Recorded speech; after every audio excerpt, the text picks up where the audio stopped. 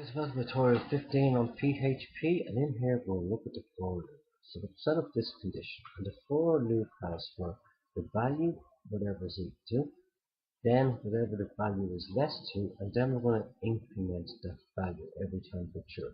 So the first time it's through this loop, the value is going to be 1, so it's going to echo this first, okay? Then it's going to go through here, right? I'm going to go, now after it goes 1, it's going to come back and go, after that, we'll add 1 to it. So the value is then 2.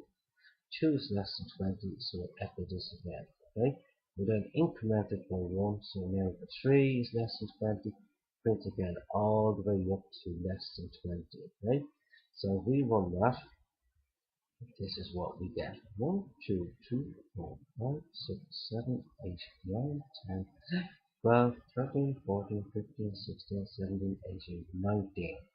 Okay, so it's got the looping through it 19 times because we said it's less than 20 and we start with 1. So simple enough, your assignment, your condition, and your incrementation is here, your increment is here, okay?